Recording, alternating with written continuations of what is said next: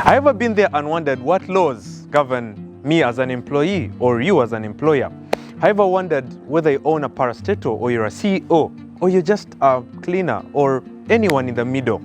In today's video, I'm here to talk to you about what laws govern you as an employee or as an employer of your parastatal, of your organization, of your private business. So, let's go.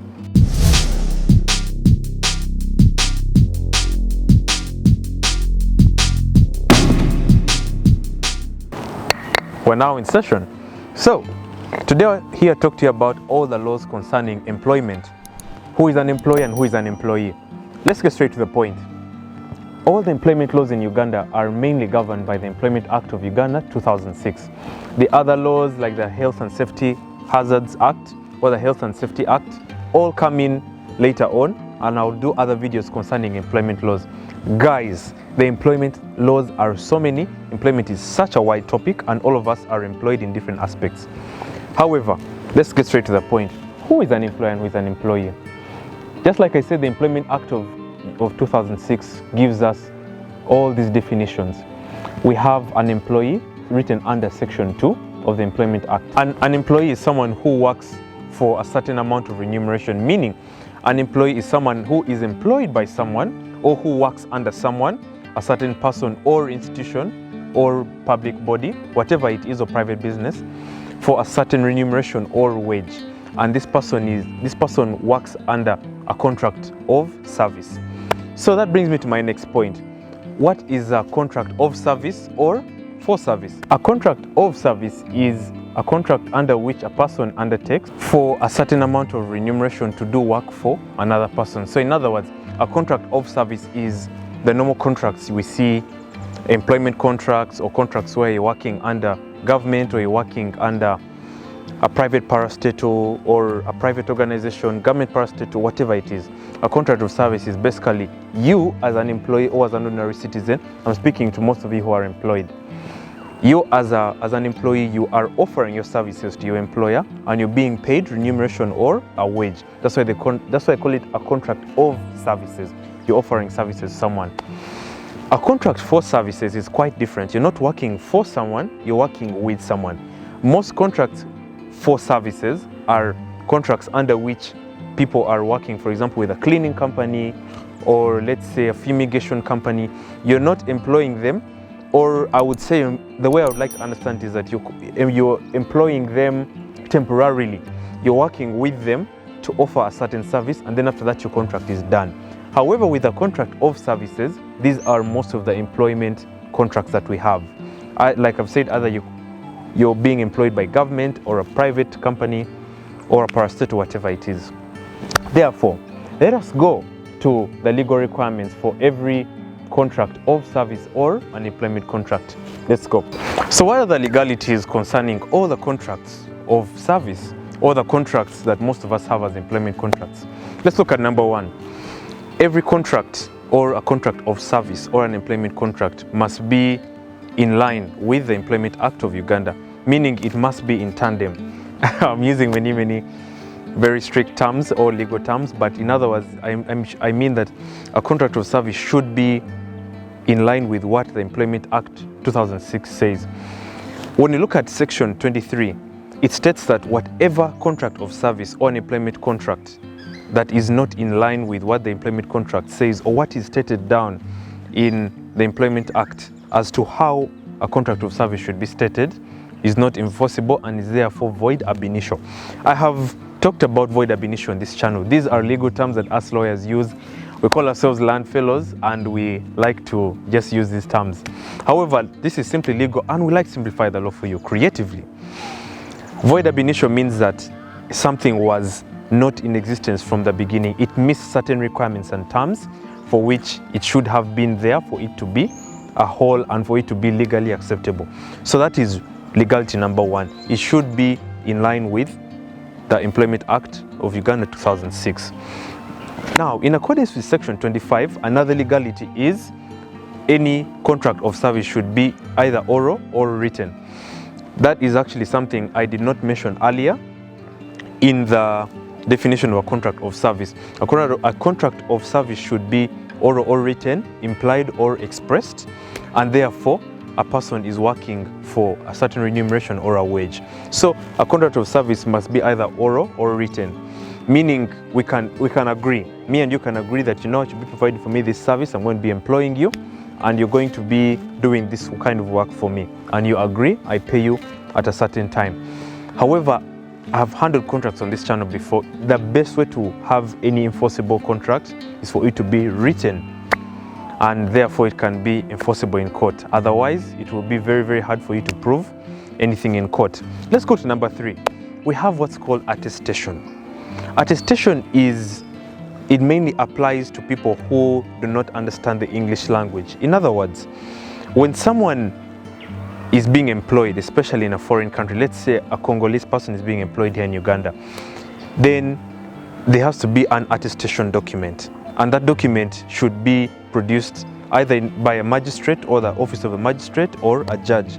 Reason for this is because for a document to be attested, it should be official.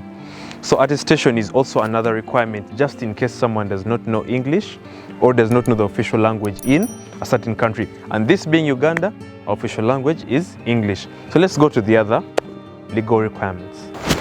Oh, still on the point of attestation, I wanted to also say that in accordance with section 26, attestation legally means that someone who is entering into a contract of service does not understand or cannot understand or read or write the language in which the contract of service is being written. So in other words, if a person, let's say in Lira, it doesn't even have to be a foreign person, a person who is in Lira, a person who is in Kapchora, who may not understand English, who cannot read or write English, a document will be attested, or it will be an attestation document will be produced by a magistrate or an officer in charge of an attestation document. So this basically means that this will have to be drawn up by anyone in higher power. In any higher judicial officer will have to write a magistrate, in most cases a magistrate, or even a judge in very extreme cases. So an attestation document is very, very important to help someone who is entering into a contract of service to understand what they are entering into. So most cases this will be entered to in their local language or in other cases. So let's go to the other legal issues. So therefore, let us also go to wages. Every employer, in accordance with section 40, Seal of the Employment Act 2006, has a duty to employ or to give duties to their employees. This should have been stipulated from word go in relation to the employment of service. Remember, I told you a contract of service should either be oral or written, implied or expressed. So therefore, when I am working for you as an employee and you're the employer, I should know my parameters. I should know where my work starts, what my duties are. So in other words, for me to earn your wages, I must do the duties that you, the employer, are giving me in relation to section 40. Therefore, there are certain situations where I may not be able to do the work diligently, or I may not be able to carry my duties in relation to the time I'm supposed to be given. These are what we call exceptions or unavoidable circumstances. These look at things like accidents, a force majeure, which means an act of God, meaning maybe the weather could have stopped me from doing the work. Imagine I'm not a delivery person. I'm supposed to deliver your goods from Makerere Chikoni up to Katosi, as if you're going to Mukono. For those of you who don't know Uganda very well, Makerere is in the heart of Kampala and Katosi is as you're going to Mukono. So if I'm trying to deliver your goods and we're running a delivery company and I'm your employee, if I do not deliver your goods in time just because of thunder and a very heavy storm and maybe floods, then those are exceptional circumstances under which I could not do the work diligently. There I still deserve wages, don't I? So let us also go to the wages part of an employee. An employee is entitled to receiving wages under the Employment Act 2006. Let me just share with you a very funny story. In my senior 4 VAC, I actually worked just before I worked like right now. I did some work back in 2012, and I didn't know how money works. I didn't know exactly how things were in the employment world. So my parents took me to Fresh Dairy, just here in Kampala, Bugolobi. I'm even laughing before I finish the story. I'll go back to the legal side later. So I went to work from 7 a.m. up to 5 p.m. and I was working as a casual laborer. Yes, council also worked as a casual laborer, and I was actually earning a wage of about 4,000. I only worked for 1 day, so none of you should actually come and ask me in the comment section for how long I worked. I worked for 1 day. I couldn't manage the work. I was really lean and weak by that time, so I couldn't carry all the heavy work that we're meant to do. Besides that, the important point here is that I earned my wage of 4,000 shillings, and I was actually proud of it. That was my very first day to work. That is actually supposed to be a joke, and I'm supposed to explain to you this point of wages. I learned the value of wages even back then. That was before my A-level. So that's just beside the point. Not every employment contract is going to be formal under parastatal or UNRA or URA. These can even be casual laborers in Fresh Dairy or Dairy Fresh or Bidco Uganda. So everyone is working for a wage. So every employee is entitled to a wage. So I wanted to make you guys understand all of this before we go to the rights and duties of an employer and an employee. So let's go. We also look at the exceptional circumstances of the death of an employee. What happens when you're working under Fresh Dairy like I did in 2012? Or what happens when you die as an employee? Whatever happens to the amount of wage or the amount of money or salary that the institution owed you before you died, or the private organization you're working for. This is very simple. According to section 42, it states that the moment you as an employee you die, or an employee dies in general, then all the wages or all the salary that was owed to you by the company, or if you died before your time of salary is being paid, then your legal representatives or your heir are the ones who are going to benefit from your remuneration or your wage. So this basically means that your salary will not be eaten by the company. So guys, don't worry about it. These companies are very formal. They're very, they're people who are actually sane and have hearts. So these are going to be paid to your legal representatives or your heir. A legal representative can be someone who runs your estate or runs whatever money was owed to you. So in case you're wondering what happens, then that's exactly what happens. In accordance with the rights and duties of an employee, we'll look at section 51. Let's look at the working hours of an employee. An employee, in accordance with section 51 of the Employment Act 2006, should not work for more than 48 hours. And more so should not work for more than 6 days a week. Most government bodies or most working places all over Kampala or in Uganda give people a working days of 5 days. Let's Monday, Tuesday, Wednesday, Thursday, Friday. Some of them extend into Saturday, but you should not exceed 6 days. This is because even the Employment Act, the framers of this act believed that people should be able to rest. People should be able to go and relax and do other things. So 7 days a week would not give someone any time to rest. That is why even the good Lord gave us Sunday to rest. So before I wrap up this video, I would like to also state that we have what's called sick leave or sick pay, and also maternity leave or maternity pay. We look at, in the Employment Act of Uganda 2006, we have what is called sick pay. So like we all know, we are all human beings, and in many situations we all get sick. You could get severe flu. In today's world, you can get COVID, you can get cancer, you can get anything. So the Employment Act of Uganda 2006 provides for sick pay and for how an employee should be paid when they are sick. It states that the moment someone has finished 1 month, or the moment someone is within a month of being sick, when they are still being employed or under a contract of service, then they are still entitled to full pay or full payment of their salary or wages.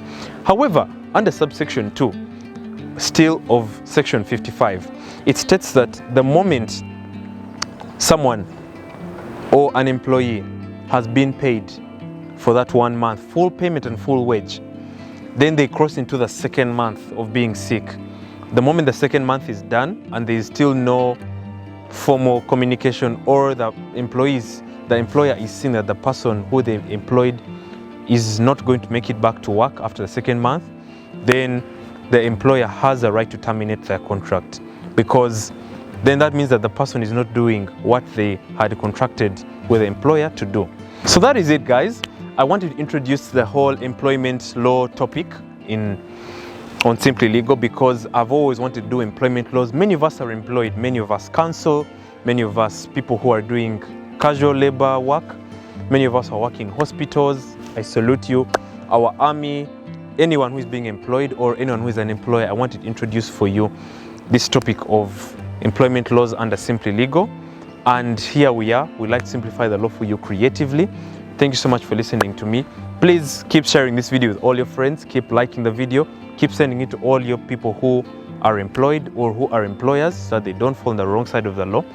Next time, I'm going to talk about all the other things concerning employment law because it is so wide. I'll need about 2 hours to complete this video. Next time, we're talking about termination and all the other things concerning employment law in Uganda. So, for those who are new to my channel, hit the subscribe button. For those who are new to my channel, hit the comment section. Please let me know about what you thought about this video. Let me know what you thought about any other video. And feel free to leave your comments. Tell me what you thought about this video. What I could have left on my fellow counsel, let me know. And I'll see you next time as usual. My name is Terry Kahuma, and don't forget to follow me on my social media handles on TikTok, Facebook, Twitter, Instagram, Snapchat. Feel free to DM me, and I'll see you next time. Bye.